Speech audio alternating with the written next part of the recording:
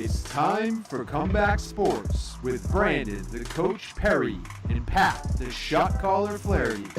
Here we go.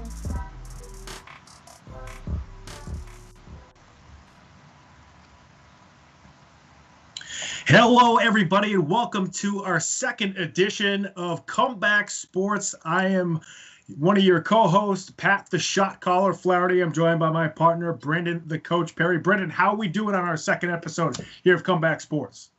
I'm doing great today. Really looking forward to diving into these great topics that we have lined up for you guys tonight. So let's dive right in, Pat.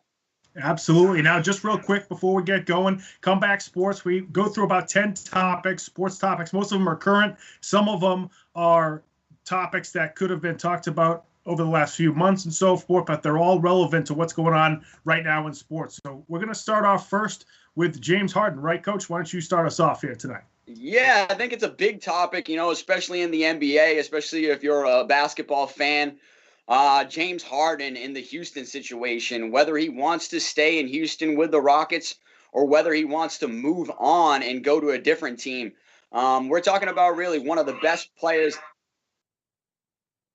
in the NBA. I'm sorry for that pause. We're talking about really one of the best players in the NBA. And this guy can light it up. I mean, just the other night, he had a 40-point double-double. Since the merger of the NBA and the ABA, he has the most 40-point double-doubles in the league.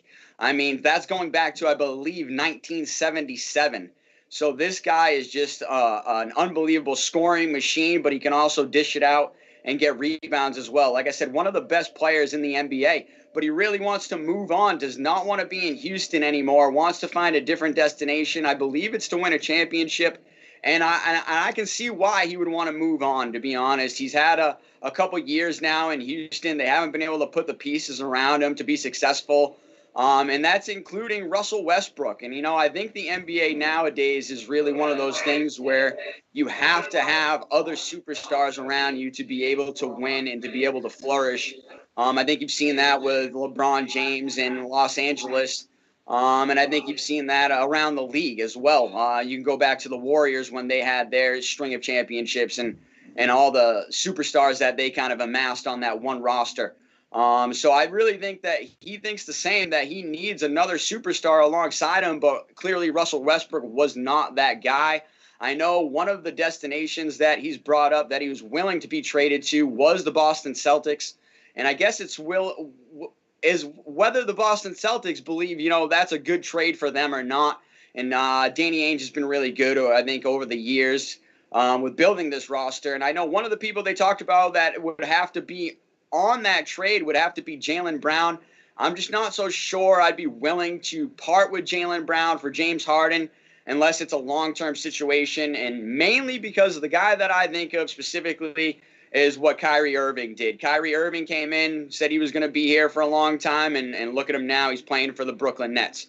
So I really wouldn't be willing to give up Jaylen Brown, somebody that I believe could be a long-term asset for the Boston Celtics, for James Harden to come in on a 1 or 2 year deal. I'm not sure. What do you think about that, Pat?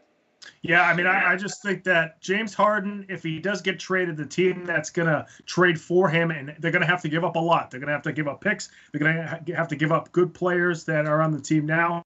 And it's going to take a specific team. I think the 76ers are probably in play. Maybe the Brooklyn Nets, but they don't have a lot of picks, so they're going to have to either have a 3-team deal or get picks from somewhere else, package that with Karis LeVert, Spencer Dinwiddie, Jared Allen, some kind of package of those players as well, because you got to match salaries along with adding the assets the team wants. So I think it's going to be tough for Houston to trade Harden for a substantial package. But Harden's an unbelievable player. He's a top 5 player in the NBA. Some people might say 6 or 7. That's debatable, certainly. But I do question: is this guy a winner?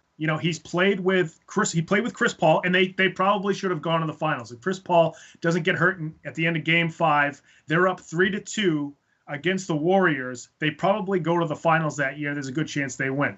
So if that happens, he's a winner. So it's hard to say, this guy isn't a winner, but at the same time, didn't seem like Chris Paul loved playing with them, and it didn't seem like Russell Westbrook loved playing with them. So you do have to question, do other stars like playing with James Harden? And if the answer is yes, then I think you do the deal. I think the biggest thing right now is stars are talking to each other and trying to play together. You saw it with Kyrie and Durant. You've seen it with LeBron, Anthony Davis, and, Clutch obviously got involved in that. And, for the 76ers, they can offer the best player compared to anybody else. Because what they would probably do is they'd either offer Ben Simmons for Harden, which I think would be the more logical choice. Some folks have said the more logical choice is to offer Joel Embiid. But either way, Houston is getting the best player from Philly rather than any other team, because all the other teams are trying to keep their stars and then add James Harden. So I think it's, there's probably a limited number of teams. As far as the Celtics, I wouldn't do the deal. Jaylen Brown's been unbelievable to start the season. The guy's 23. They just signed him to a 4-year extension. I think this is the first year of his extension. Then you got Tatum. His extension starts next year after his rookie deal ends this year. So you're going to have those guys for the next 4 years. Why would you break that up? I have no idea, and I don't think it'd be a good trade for the Celtics. I agree with that. I really don't think the Celtics should make a move on that, and especially if it's not a long-term deal. I think you'd have to give up too many pieces, and I think you'd kind of dismantle your team anyway. I think it'd be a lot more than Jaylen Brown that they'd be looking to get off the Celtics in return for a superstar like James Harden. And I just don't believe it's worth it. Even when you said for the 76ers to possibly have to give up Joel Embiid, I kind of cringed over here because I just can't see giving up a superstar in return for a superstar that you don't know if he's going to stick around. James Harden seems to not really know where he wants to be right now. And I know Joel Embiid knows where he wants to be. That's in Philadelphia. And Tatum and Brown know where they want to be, and that's in Boston. So I think right now, it's really hard to see what teams can try to make a move for Harden. But clearly he does want out of Houston. We'll just have to wait and see what happens and if he does get to move on. No question. We talk about the Celtics, younger players, and if they would move for James Harden. A young player in the NFL just had a little mishap on Monday morning, very early Monday morning. Josh Jacobs, the star running back, second year for the Las Vegas Raiders. Excellent player. He's had a really good first 2 years in the NFL. Got picked up for a DUI. He actually got in a single car accident, so no one else was hurt, thank God. But got in a car accident. They brought him to the hospital, then they charged him with a DUI. And this is a recurring theme with young athletes in professional sports, not just in America, but across the globe. But we certainly see it a lot here in the United States. And one of the biggest, things that we first talk about when we hear something like this is, the NFL has a car service. This is even before Uber and Lyft got popular. The NFL has a car service. You can call a car service. You can say, I need somebody to come get my car, and then I'll go home in the car service. I mean, it's not that hard. But I think we also do have to remember these, he's, I think, 23. And, a lot of these guys are 22, 23 years old. They're handed all this cash and they have all this money. And it's just, even though it's still a dumb decision, and I think he made a dumb decision, these guys are still kind of growing up and they're still trying to, learn from their mistakes. So I do think as much as he made a bad decision and luckily nobody was hurt, you still can sympathize a little bit because of his age, but this, there's no reason to do this if you're an NFL player because of that car service. I agree with you 100%. And I think it's something, like you said, across all professional sports. We've seen NBA players, we've seen Major League Baseball players do the same thing. And it's something that's, it's occurring across all professional sports. And, probably in college and high school, sadly, as well. But it's something I think that, we have to realize that, every action has a reaction and what we do has some implications. And so I think he's going to find out, unfortunately, that was something that he shouldn't have done, sadly. And, he's a great NFL player, one of my favorites as far as the running backs going, a young running back out of the University of Alabama. And he's had, like you said, a great couple of years for the Raiders there. And it's just really sad to see this happening over and over again because, like you said, I think it comes down to decision-making. And you get some of these young athletes that get the keys to the castle early with all that money, like you said, but sometimes the decision-making and the process of decision-making kind of goes out the window. I always think, like you said, with all that money, why would you not just call an Uber or a cab or one of your friends? I mean, I'd even call a tow service and, hey, tow my car and I will ride in the cab with you. But just making that decision to get back in your car and go drinking and driving, it's just a really poor decision. I think J.S. Jacobs is going to really find that out over these next few weeks. Immediately, I know I went to a couple of his sponsors to see if they had any comment about it. One of them is Wilson Football, obviously the provider of the footballs of the NFL. I had yet to see a comment from them, and we're waiting to see if they will make a comment. But I'm waiting to see if he's going to lose some endorsements because of this, and it wouldn't shock me if he did. Yeah, it's unfortunate.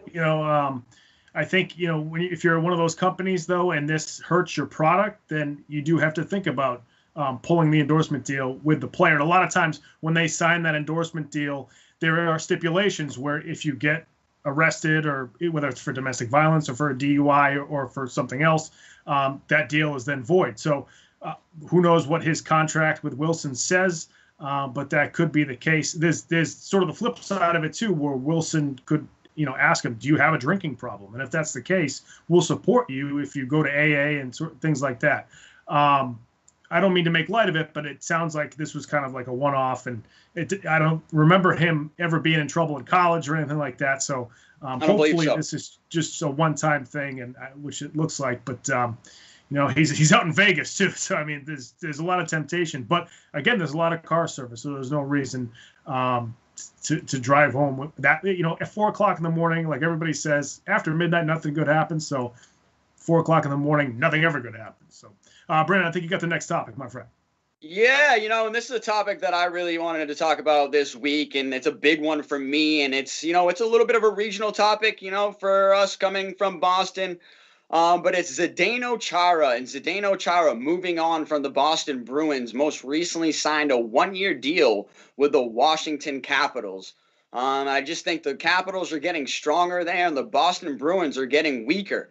I know the Bruins said that they wanted to move on to their younger defensemen and give their younger defensemen a chance to really open up and thrive and get more time on the ice. But when I look at ZEDENO CHARA, it honestly makes me think of the Tom Brady situation moving on to Tampa Bay, and it's very similar. ZEDENO CHARA, 14 years with the Boston Bruins, the captain of the team, a fan favorite, helped us get to the Stanley Cup Finals, win the Stanley Cup Finals. Most recently in the playoffs, the man keeps playing through a broken jaw. I mean, he's a warrior. I'm not sure why you wouldn't want him on your team. I guess maybe, I totally get it. In professional sports, time waits for no man. And I get it if you're saying that he's aging a little bit, but I still think he has a lot to offer, just like Tom Brady. I mean, Tom Brady proved it this year, throwing 40 touchdown passes. Just like with wine, I think athletes do tend to age well and to grow depending on the athlete and turn into something even better. And you just adjust your game as you grow. And this is me speaking from being an athlete and being a coach. You see it. If you can adjust your game and change it up, maybe speed's not your thing. Maybe decision-making is now. And so it just changes up the way you play the game, whether it be hockey, basketball, or football. And I just really think ZEDENO CHARA still had a lot to offer the Boston Bruins, whether it was on a one-year deal or a two-year deal. And I still think that he could have mentored those young defensemen for a year or two more and that we'd still have them around. I mean, I'm not really sure. And I could have looked into it a little bit more as far as the age of the roster currently. But I still think if they're that young, then we still could have had another year or two of ZEDENO CHARA on this Boston Bruins roster. Yeah, a couple things. I think I understand why they want to move on from CHARA. You watch him out there. He looks slow. He's not quite moving the way that he normally does. He doesn't quite play on the power play like he used to. I think you have to ask the question, would he have been okay with a reduced role? Not being on the first or second line pairing, would he have been okay with less money? Well, his contract with the Capitals was for 1 year, just over $700,000. So money clearly wasn't the issue, So I know that the Bruins want to develop their young guys, and I totally get it. And Chara has looked slow, and I think if Chara had retired, I think Bruins fans would have just felt much better about it, right? He goes off on his own terms as a Bruin. His Stanley Cup win was with the Bruin. He's obviously going to the Hall of Fame. One of the greatest players in Bruins history. And he retires with the Bruins, and everybody, I think, would be okay with it. They'd say that. But to see that he got this short one, this small one-year deal with the Capitals, who are a team that the Bruins are going to be fighting in the playoffs, stinks. It hurts. And then, I understand why they moved on, but it's for such short money. I don't see why the Bruins couldn't just keep him for one more year, like you said, to mentor the younger guys. I think, Charlie McAvoy's very talented defensive player, a defenseman for the Bruins, but he hasn't quite gotten to that level that I think everybody expects him to be, and maybe one more year with Chara would help him there, but the Bruins know better than us. No, and I have to agree. I am looking at it from somewhat of a fan's perspective. I'm also looking from a coach's perspective, though, and I know developing those young players and having another coach-like figure on the ice would just be something that could help this Bruins team going forward. However, I do know that at some point you do have to turn to these young defensemen and basically turn over the keys to the car to them and let them drive it forward. I'm just wondering if you could have, got maybe one more year out of Chara on a small contract or maybe, move him into a coaching role. I know that's something that Chara was not looking forward to, though. He says he's got a lot more to prove in the game and on the ice, and I tend to believe him. And I wonder if it's going to be one of those things now where now that he feels like he's been slighted a little bit and maybe that a team doesn't think that he can do it, that he's actually going to turn up the heat on them a little bit. And we're going to get to see, because this Washington Capitals team is going to come in and play this Boston Bruins team 8 times this year with the realignment of the divisions due to COVID. So we'll get to see if Chara is really going to still be able to play. Yeah, it's a good point. And, if they see him again in the playoffs, that's going to be another tough time to watch Chara out there, because we've seen him play so well in the postseason. Speaking of the postseason, it's the NFL playoffs coming up this weekend, especially.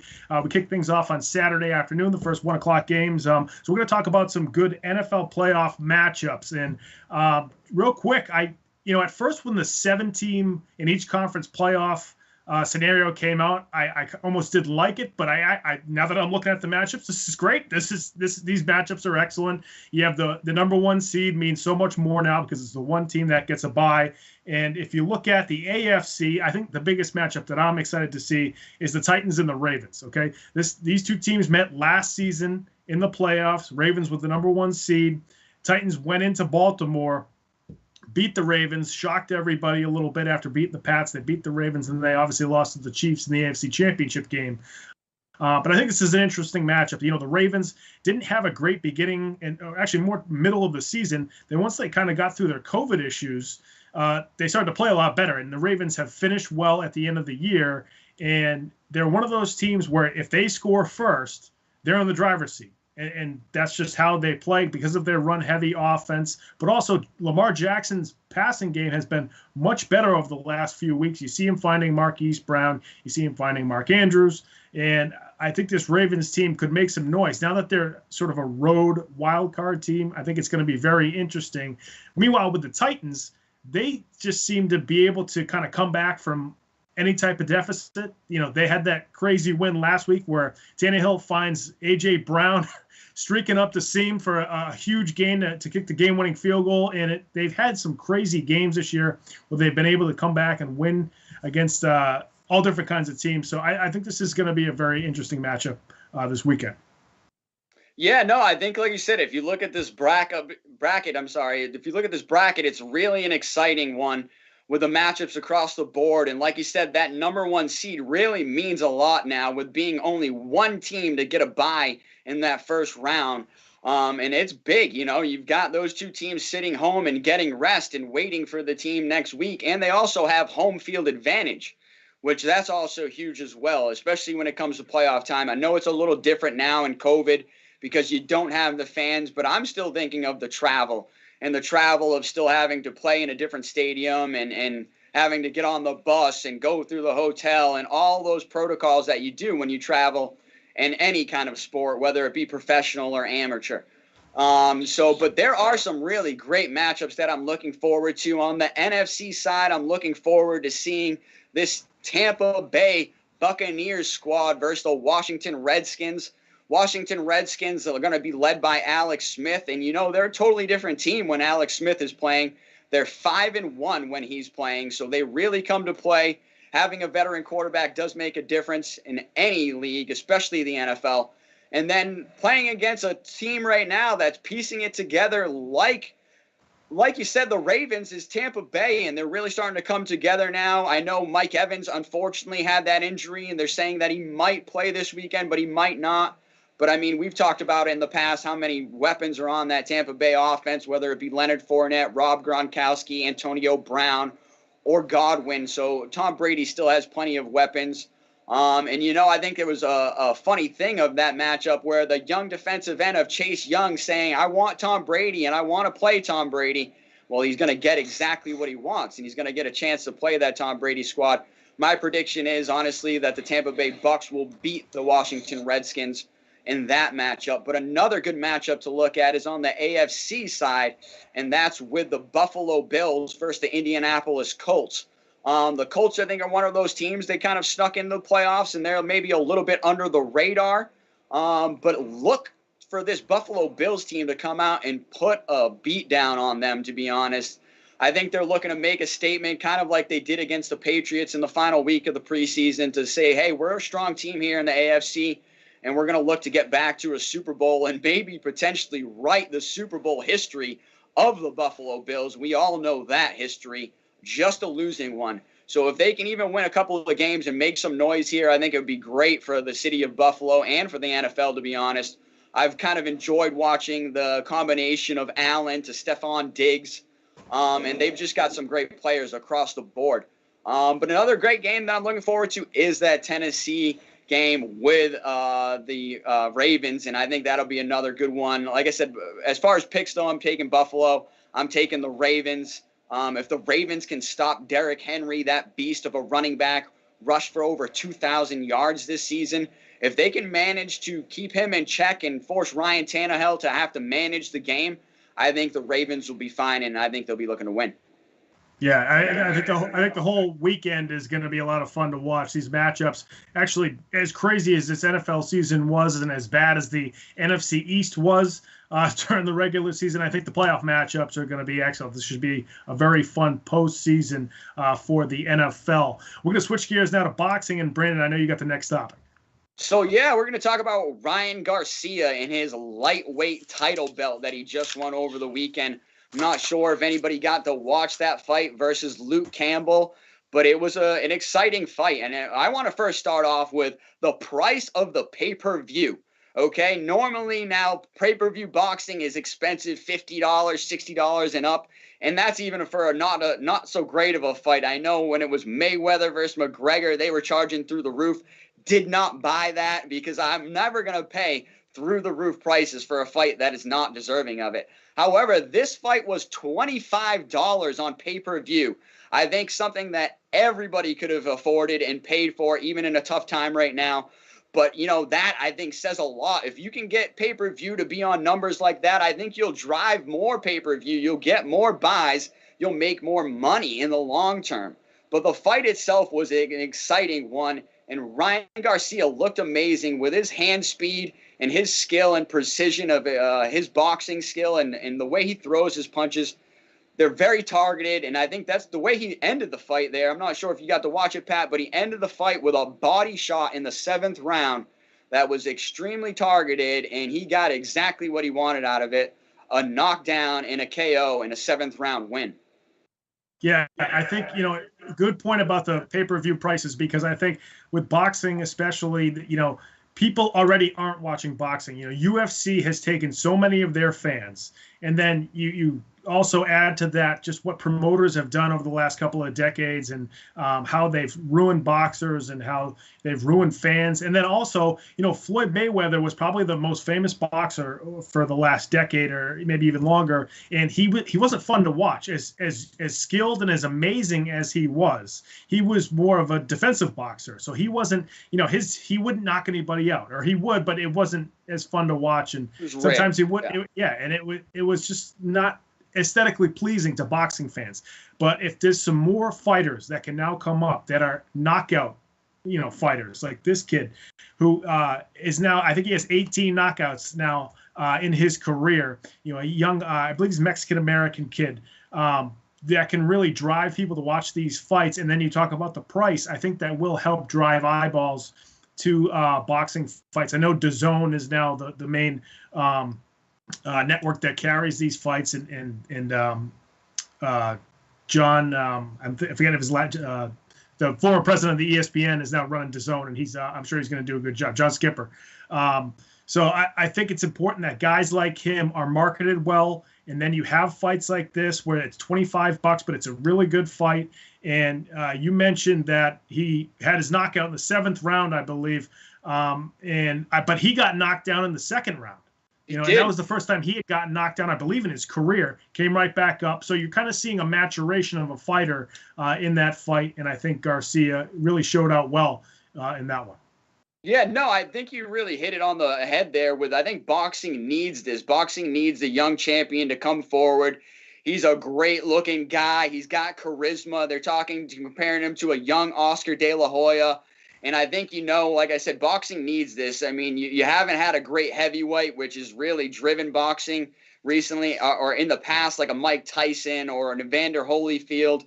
So I think we need a young champion to come up. Most recently, we've had Mayweather, we've had Canelo Alvarez, we've had Pacquiao, but they haven't really brought back boxing to where it needs to be. I'm hoping that Ryan Garcia can be one of those people to actually drive it back to where it needs to be, because it's a very exciting sport when you can get 2 great boxers in the ring. No question. I think you're right. I think heavyweights will drive more eyeballs to fights just because they bring more knockouts, and the fights are a little shorter, and we have shorter attention spans. But some of the lightweight fights and middleweight fights over the last, back in the 70s and 80s, when boxing was in its heyday, those fights drove a lot of people to boxing as well. So I think that certainly helps. It's going to be fun to watch this kid Garcia over the next few years. Also, speaking of lightweights, we're going to look at some of the NBA teams. I know it's early, but we're going to look at some of the NBA teams who might have to start getting worried in this first part of the season. As we mentioned in our last episode, it's a crazy year with COVID and all the different things that are going on. The NBA schedule is condensed. It's only 72 games, but it's condensed into from late December to, I believe, April is when the regular season ends. So it's really almost like a 3 to 4 month period where it normally be 5 to 6. So, but there's some teams that, they have to kind of figure out what they're doing here. Detroit, 1-6. The Pistons are 1-6 to start the season. And, we saw them against the Celtics. They actually beat the Celtics in their first game of their 2-game matchup, which is the NBA is doing now, is a lot of teams are flying somewhere. They're playing the team. They'll stay overnight, probably 2 nights, and then play again, which makes total sense to limit travel because of COVID. But Detroit's 1-6. They have veterans like, Blake Griffin on that team. They signed Mason Plumlee to a pretty good contract, and, they haven't shown that they can be a competitive team yet. Another team that we might even talk a little bit about later, though, is Toronto. I mean, we saw Toronto, take the Celtics to 7 games last year in the second round of the playoffs. They're 1-6. And I think this might go to, you look at some of the teams that have struggled, there's no home court advantage now in the NBA. And, in the NFL, even though there's no fans, the weather can play a factor when you're visiting a team, the travel. In Major League Baseball, the way that the park is constructed can decide, how well a team's going to play there. Fenway, there's a short wall, so, right-handed hitters have an advantage. And actually, the wall on left's really short, too, as well, if you wrap it around the pole for left-handed hitters. And then in other parks, the field is much bigger, so teams with good pitching tend to play it better in, Petco Park out in San Diego and other parks like that. But in basketball, all the dimensions are the same. You don't have to worry about weather. Travel's really the only thing. So home court advantage doesn't really exist now. So those teams that are struggling, they seem to be struggling at home too. And I think that's going to play a big factor throughout the year. Yeah, no, I think you're right with that. And I still think the shortened preseason is having something to do with that. And just the way that they're managing the rosters going forward. Like I said, and we spoke about this a little bit on the last episode, was how players are getting rest and getting rest early. I know we've spoken again, and Kevin Durant was getting another night of rest almost most recently, I think just 2 games ago. And Kyrie, or actually, I think it was last night, Kyrie was had to do it all himself again and got the win for the Nets. But I think what you're seeing is with COVID and with that shortened preseason, maybe some guys that were coming off injuries are still kind of getting into the flow of things. As a team, they're starting to play with each other a little bit more and get more practice time and get into the flow of things if you've got new players that you're learning to play with. But I think, yeah, some teams are having struggles here early. I think a team that I know I've seen them struggle early, and they started the season 0-4. Hopefully they're going to get a win here coming up. That's the Washington Wizards. The Washington Wizards, and that's with their new look there of Beal and Westbrook. They started 0-4, so you got 2 great players there, and they're having a struggle of meshing together. And maybe it's, who gets the shots up. I know Bradley Beal was used to John Wall really dishing him the ball, where Russell Westbrook is more of an on-the-ball player, likes to dominate the ball and really dictate what's going on, takes plenty of shots himself. So I'm having to wonder if Bradley Beal is having trouble adjusting to that compared to playing with John Wall, who's a pass-first point guard. But there's some other teams, that are having those same things with new rosters and just learning how to mesh with each other. And just, the travel, back-to-back nights. The Celtics playing back-to-back, like you said, against Detroit. They lost that first game and looked horrible, got blown out. Came back in that second game, and Detroit looked horrible, and they got blown out. So I think you're going to see this a little back and forth right now. And honestly, maybe for the first half of the NBA season, it's going to look a little ragtag, and you're going to see a lot of players getting a lot of rest. But I expect the second half of the NBA season to be a lot more exciting. You're just going to see a lot more high quality level of play going into the playoffs. And that's really what we all love anyway, is playoff basketball, playoff football. But, I mean, it's still a long season, even though it's 72 games. So we've still got a long way to go. No question. I mean, a lot of these teams can turn it around. Most of these teams have only played 7-8 games tops.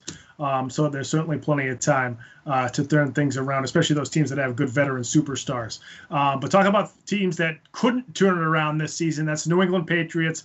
We're going to dive in specifically, I think, to NKEAL Harry and the Patriots receiving corps, right, Brandon? Yeah, so I'd really like to talk about specifically NKEAL Harry.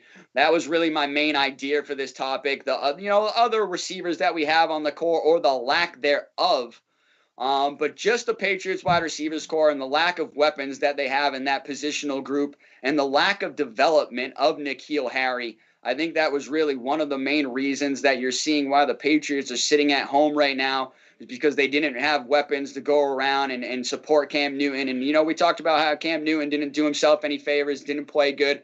But I really think if you might have had maybe an Odell Beckham there, or somebody that was on the trading block last year or earlier, and the Patriots had made a move to acquire a player, then maybe that the season would have went a lot different. And specifically NKEAL Harry, I just don't think you've seen his development at all. Hasn't been on the field much, and I question it. I wonder, is it the system? Can he not pick the system up like a Chad Ochocinco a couple of years ago that just couldn't come in and pick up the Patriots system and didn't really know what he was doing in the system, so you couldn't trust him on the field?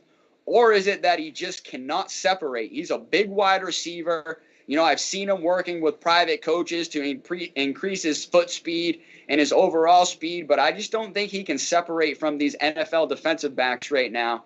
And he's just not getting open, giving the quarterback a window to throw the ball. And his stats are suffering, the team's suffering from it. I just really think it's time for the Patriots to move on from NKEAL Harry. I think that might be a shock to some Patriots fans, even though it's only been 2 years. He's just been nothing but poor at that position.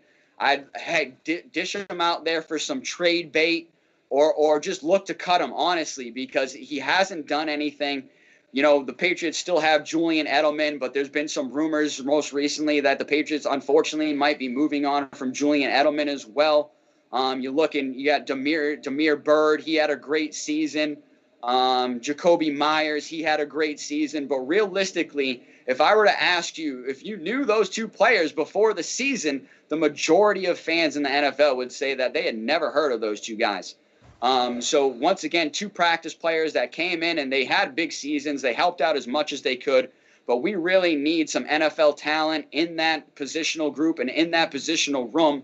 I think NKEAL Harry needs to go. But I think if you look at it, I think it's the Patriots' lack of drafting in that position. If you look at their draft picks going back, they just have not been able to hit a draft pick in that.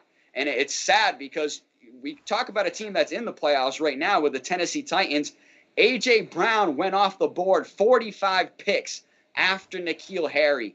A.J. Brown had a Pro Bowl year with the Tennessee Titans this year. He could have been having a Pro Bowl year with the Patriots.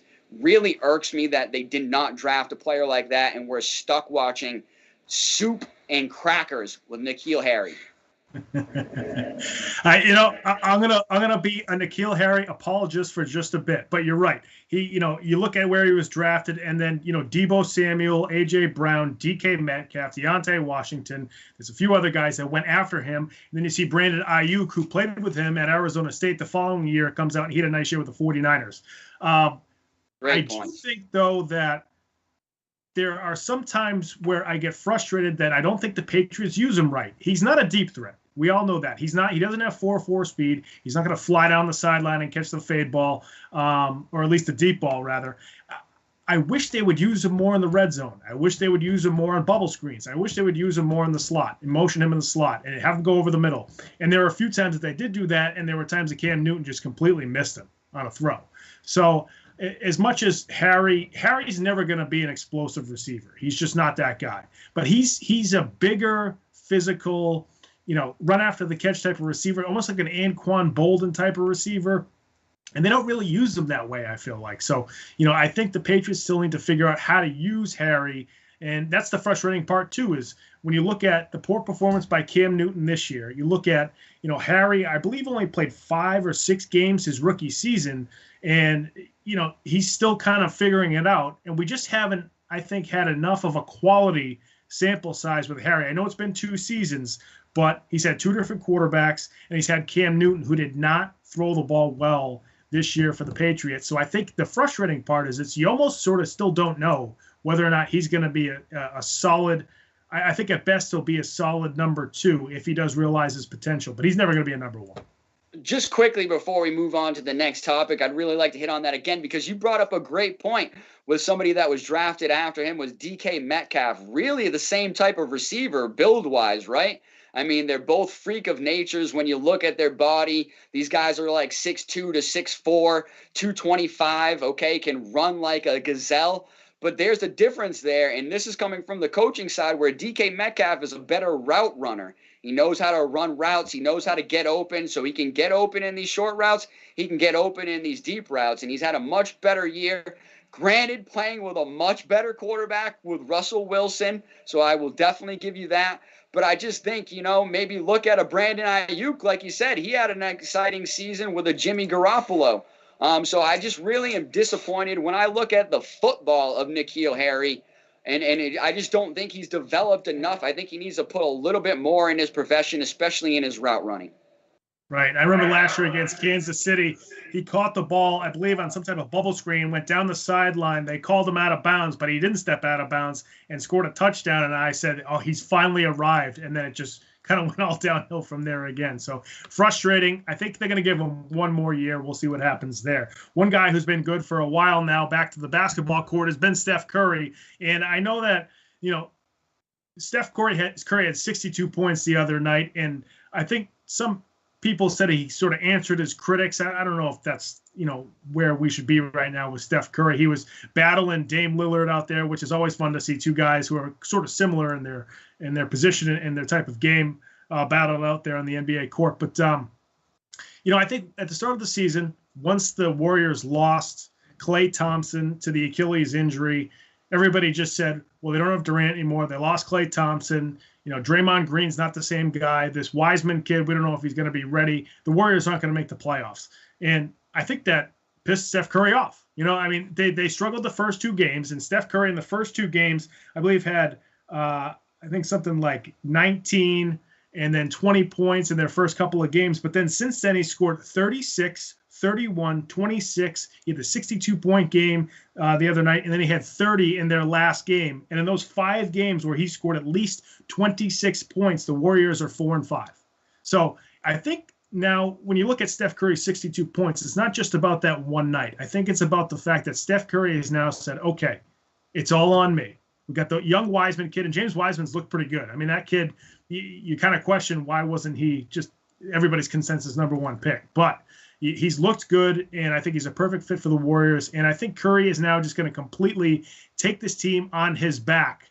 And it's weird to say that because we've always thought he has, but he kind of always had Klay Thompson and Draymond Green. And then, of course, when they got Durant, they had this super team that won multiple championships.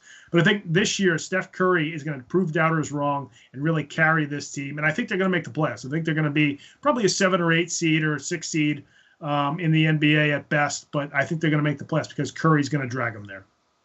Yeah, I think this is a team actually that we probably should have brought up with the NBA team struggles earlier, because they kind of struggled to start this season. And I think that's like what you said, Steph Curry was starting to realize, hey, these guys aren't really getting it done, and we're not getting it done collectively. So I'm going to have to actually step it up a little bit more. And we've seen that the last 2 games, scoring a combined, 92 points over the last 2 games. I mean, so normally, like I said, if I were to look at it from a coaching perspective, if I were to let a opposing player score 62 points, I'm not expecting to win that game. And they did not. They did not win that game. Steph Curry won the game with his 62 points. You just need a couple other guys to kind of fill in and chip in at that point. NBA games are normally running about 98 to 100 points, maybe a little bit over that, depending on the night. So I think you're right. I think he's realized that he kind of has to step up and carry this team. I think it's something that he can definitely do. He's proven it in the past. I think this guy he's generational, a generational talent. Clearly has changed the game of basketball, where, I know, like I said, speaking again as a coach, I have sometimes trouble asking my young players to shoot mid-range jumpers because all they want to do is shoot the three-pointer now. And that's because of Steph Curry and guys like Klay Thompson that have really changed the game. Back when we were coming up and, back in the 90s, 2000s, the whole thing was the game was played above the rim. Everybody was dunking, and it was all acrobatic layups and stuff like that. Now it's really the game is played beyond the perimeter. So if we could go back to mixing it up a little bit, I think that would be great for the NBA and a little bit for people like me, of purist of the NBA, and liking to see some mid-range jumpers. But yeah, Steph Curry is amazing, and I think he's just proving that right now, and I think you're going to see more of that going forward. No question. I think sometimes he gets lost in the top tier players in the NBA. I think, LeBron and Kawhi and probably Giannis are the top 3. And then you might even put Durant up there now that we see that he's healthy again. But then Curry is without question that next group of the Hardens and some of the other players in the NBA. But I think that gets lost now that because he lost Klay Thompson and because we haven't really seen that, we didn't see him much last year. I think Curry only played 5 games last year because of injury. And we sort of forgot about Steph Curry, but I think we're not going to forget about him now. One thing we're certainly not going to forget about as well as the next topic, and we're going to talk about the national championship game. Brandon is a football coach. I know you're a football junkie, so I'm going to let you take this one, my friend. Yeah, I'm looking forward to this matchup. I think it's going to be a great matchup. Ohio State really surprised me in their semifinal game, looking extremely strong. Justin Fields looked amazing. Trey Sermon looked amazing running the ball. So I think Ohio State is actually going to give Alabama a little bit of a run for their money. And it might be one of those things where this game might be tight in the first half. And if it is tight in the first half, look for it to continue into the second half and be a tight contest all the way through. I think if Ohio State can stick around in that first half, that they're going to have a chance to hang around with Alabama. Alabama has looked so strong. I mean, they really are the dynasty of college football right now, and that's a topic that I know I'm going to want to talk about later on this season is what Nick Saban has done there at Alabama. and just the string of championship runs that they're on right now, and the quality of football that they bring to the field, and the quality of players that he just consistently continues to recruit across the country. And you've seen it most recently with their wide receiver, Devontae Smith, winning the Heisman Trophy. And he's going to be, I think, only one of 5 players to win the Heisman Trophy and then go on to play in the college national championship game in the same season. So I'm looking forward to this matchup. And like I said, they kind of both surprised me a little bit in their semifinal matchups. I thought Notre Dame would be able to hang around with Alabama a little bit longer. Alabama looked strong all season, but Notre Dame looked strong all season as well. They played tough against Clemson twice. So I really thought they were going to give a little bit more of a fight when it came to Alabama, but you really got to see the power of that offense driven behind Mac Jones and Devontae Smith. And then a guy that nobody's talking about is Najee Harris there. I mean, this guy just ran for 5 touchdowns a few weeks ago. I believe he's run for over 200 yards in a game before. So, I mean, they have both options of running the ball, passing the ball when it comes to Alabama. So it was just something that Notre Dame really couldn't stick around with. And then in the other game, like I said, Ohio State really came out and I think shocked the world. I think most people were picking Clemson, and everybody's so in love with Trevor Lawrence. But I think you're going to see maybe NFL teams honestly taking a step back and looking more at Justin Fields now, because he came out and had a great afternoon, blew away that Clemson team, and is going to look good going into this national championship game against Alabama. Yeah, Fields looked great in the semifinal game, especially because he got injured midway through the game, came back, shook off the injury. You see he was limping around a little bit, but still played, fought through it, and threw for, I think, 5 touchdown passes, might have even been 6. I still would take Trevor Lawrence over Justin Fields. It's not a huge gap, but I think I would take Lawrence there. But the biggest question I had in that game, too, was what happened to Clemson's defense? And I think things that we forget is how many good players they had on that side of the ball last year that went to the NFL. I mean, you had the 2 big defensive tackles in Dexter Lawrence and Christian Wilkins. And then, of course, they had their starting safety, I think it's Troy Turner, who had to sit in the first half because of a targeting penalty. Then their middle linebacker got a targeting penalty in the playoff game. He missed the entire second half. So their defense wasn't quite like it was last year, and you could see that especially in the second half against Ohio State. And then, of course, Alabama, like you mentioned. Notre Dame's one of those teams where if you get down by 2 touchdowns, you're Notre Dame against a team like Alabama, you're just not coming back. And I remember at the beginning of the game, one of the announcers mentioned that Notre Dame needed to stay on schedule, meaning like they could only be down 7, make sure, they get 3 or 4 yards on first down, 3 or 4 yards on second down, so they're not faced with a 3rd and long. Alabama is one of those teams where even if they don't have, a couple of good plays in the first couple of downs, they can throw it. So Mac Jones has had a great year. You obviously have Smith, who's an awesome receiver. Imagine if they still had Jalen Waddle. I mean, their offense would be unreal. But like you mentioned, Najee Harris, Smith, Mac Jones throwing the football. I mean, and Alabama's always got a good defense. So I think it's going to be tough for Ohio State to beat Alabama. I think it'll be a fun game. I'm excited to see the 2 quarterbacks go at it and the 2 offenses go at it, but I think this is going to be Alabama's year once again. Quickly, though, in that game with the targeting call, I think some people were looking back at that and saying, oh, my goodness, are we still playing football? Well, this is coming from a coach, okay? And that was an excellent call. I'm usually one to really jump down the throats of the referees immediately, but that was a targeting call. He led with the crown of his helmet, had his head down, couldn't see what he was hitting. That call was more for the safety of the defensive player than it was for the offensive player. So I just want people to realize going forward that, hey, football has changed. We're now into heads-up football and protecting players, and that call was 100% right. Right. It certainly was a divisive call for a lot of people. Some people said, Fields was going down. The linebacker was trying to hit with his shoulder, and then Fields spun. So that's why his helmet, went into Fields. We could play semantics all day long. It happens in football all the time. I think they have to look at One thing they have to look at in college football is, should that player be ejected? I think that's the biggest question with the targeting penalty. And I think there can be different degrees of a targeting penalty, too. You used to see, I remember when Brandon Merriweather was on the Patriots, he used to spear players, and that's when I would say kick him out.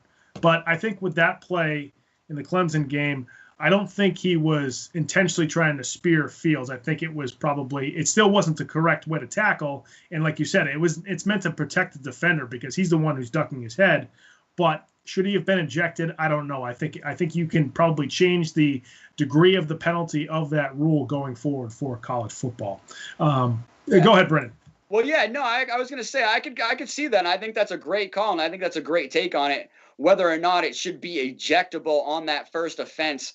And, as a coach, I could see it just being a personal foul call on that first one, and on the second one having it being an ejectable offense. Yeah, it's almost like a technical foul in basketball. I think that's a good idea. I like that a lot.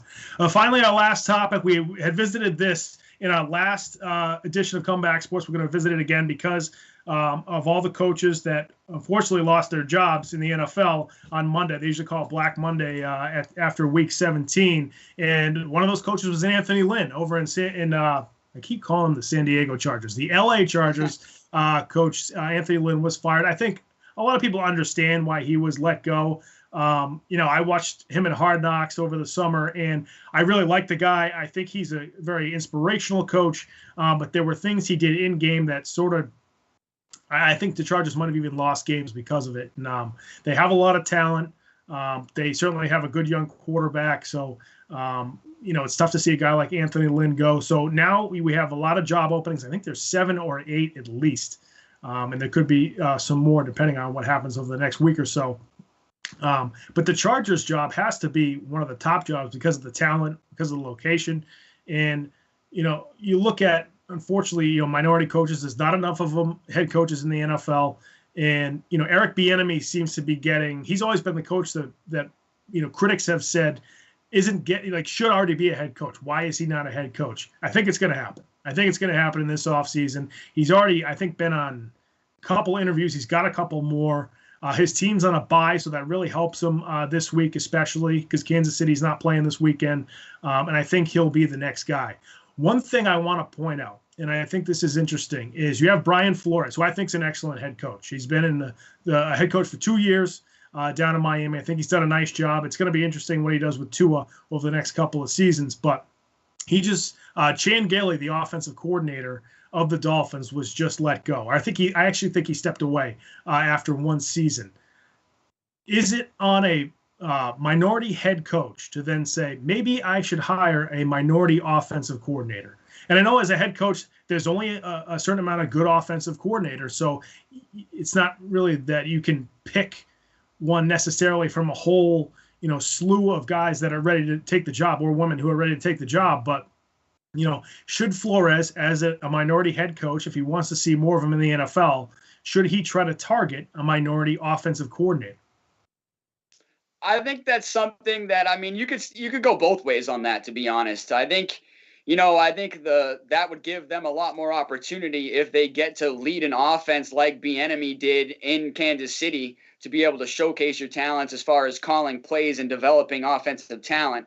Especially, I think, in the NFL, where, you look over to Arizona and with Cliff Kingsbury, he specifically got his job as a head coach of the Arizona Cardinals based off of his being able to develop offensive talent like a Baker Mayfield or I'm trying to think of the other quarterback, Jalen Hurts as well. And so I think, it gives those coaches the opportunity to come in, lead an offense, and be able to develop some talent, and then have the chance to be able to go on an interview going forward to be able to basically showcase what they can do as a coach. But I think you're right. I think Eric Bieniemy is going to get that opportunity. I know I've seen his name brought up in 5 or 6 of the openings. And I guess it's one of those things where, as a coach, and even as a minority coach, you really want to look at the job. And I'm glad you brought up San Diego being really that top position that people would want to go get, because it's one of those things of, it's 50-50. Do you want to become a head coach with a horrible team and put yourself in position to not succeed and probably get fired a year or 2 down the line and be starting over? Or do you want to be able to put yourself in position to wait and maybe get a good team like the San Diego Chargers?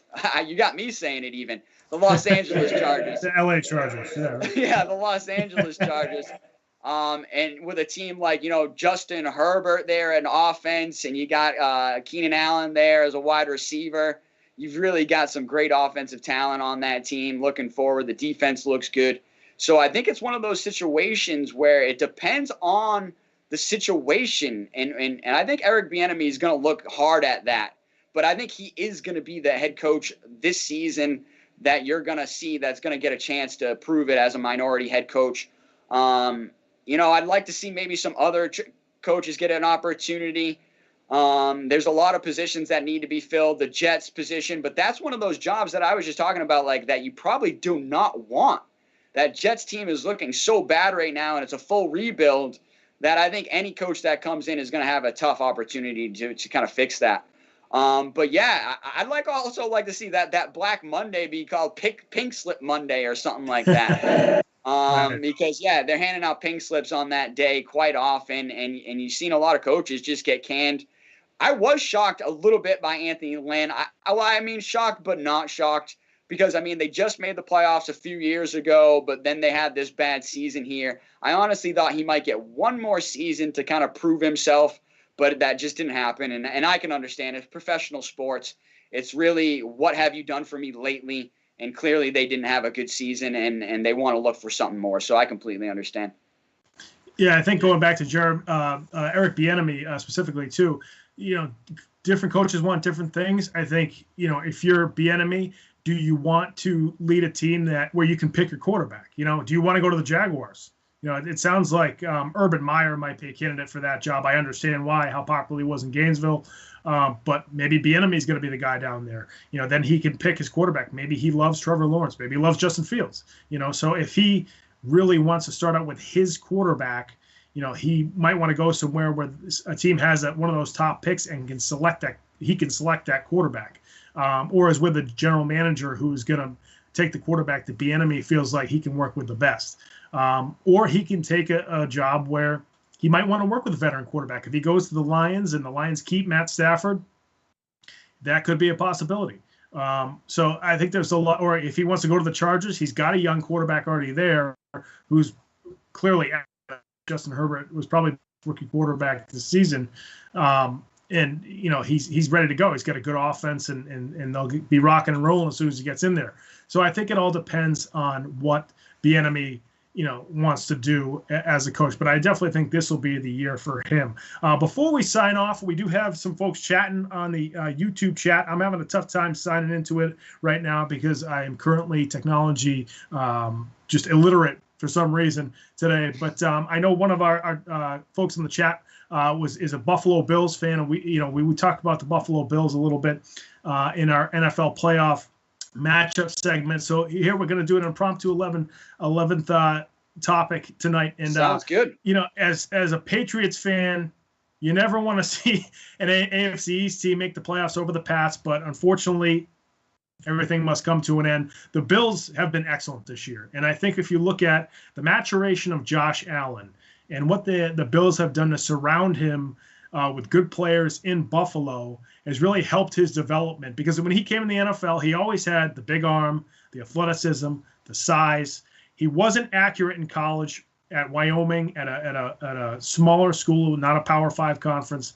But, folks who saw him at Wyoming also always said the talent around him at Wyoming wasn't great. They had a lot of receivers who had a lot of drops, so it wasn't necessarily that he wasn't throwing the ball accurate, that it was that receivers weren't catching it, but the accuracy was still an issue his first couple of years. Well, they get him Stephon Diggs. They have Devin Singletary, they have Zach Moss, they have Knox as the tight end, they have a few other, Cole Beasley they picked up 2 years ago, I believe, and now he's throwing the ball over the yard. And now you're seeing that Josh Allen is an elite quarterback in the NFL because of how he was surrounded with good players and also his development. I give my hats off to two people in particular. The front office of the Buffalo Bills deciding that they were going to go out and take control of this division. And the way that they went out and did that was by going out and acquiring Stephon Diggs. You've seen that he's clearly changed this team and has been that number one main weapon for Josh Allen. He broke records for the Buffalo Bills in receiving yards and receiving catches this year. And he's really been that main cog that is driving this team forward. So the front office going out and saying, hey, we're getting sick of the Patriots winning this division. The Patriots were the ones that really needed to go out and make a move for a wide receiver. They did not. The Buffalo Bills did went out and moved on one of those wide receivers that is on the market that I talked about. I mean, honestly, the rumor was that Odell Beckham Jr. was on the market from Cleveland and that Stephon Diggs was on the market from Minnesota. So who was going to go out and make a move? Nobody went out and made a move for OBJ, but people did make moves for Stephon Diggs. And I think you honestly seen that move work out for both teams as far as Buffalo and Minnesota. Minnesota got a high draft pick that they went out and spent on Justin Jefferson, who is honestly arguably going to be the rookie of the year, broke rookie receiving yards in Minnesota. But then, like I said, Buffalo got the offensive star that they needed in Stephon Diggs and the cog that Josh Allen needed to go ahead and become a star himself. And I think Coach McDermott, really deserves a lot of credit for really developing this team and driving them forward. His scheme is starting to come out and play a little bit better. And you're just seeing that. You're seeing that. You saw them just dominate the Patriots. They really wanted to put out a message there to the league. And I think the message was well received that the Buffalo Bills are here and that they're a powerhouse. And like I said, look forward to them beating the Indianapolis Colts in this wild card game and making waves going forward in the playoffs. Yeah, I think that they're going to be a team to be reckoned with in the AFC East for a while. It's going to take the Patriots a year or two, at best, to kind of get back to, a playoff contender in that division. You see Miami, they're in a pretty good spot right now, but Buffalo looks locked and loaded to be a good team for the next couple of years. Real quick before we end, we do have some fans of the Comeback Sports that want a little bit of F1 racing talk. I know we had talked about having this as a topic. I'm sure we'll talk about it more as the weeks go on. I know F1 racing is growing here in the United States, but Brent, I know you're a big fan of F1 racing, so you can take it away. Well, huge fan of F1 racing. It's just one of those exciting sports that'll really draw you in. And if you viewers out there are new to the sport, I really suggest looking into it. And I mean, honestly, especially if you're a male. If you're a male, you love fast cars and beautiful places, beautiful women. The places on Earth that they race, Monaco, Spain. They go to amazing places on this planet. You see amazing cars. You see amazing drivers. I'm really looking forward to the 2021 season starting. We really won't get to see them get back on track until February when you have winter testing of the cars. And then in March, you'll have the start of the new season, which is taking place. The first Grand Prix takes place in Australia. So we're really looking forward to that. You've got some drivers that have moved around to new teams.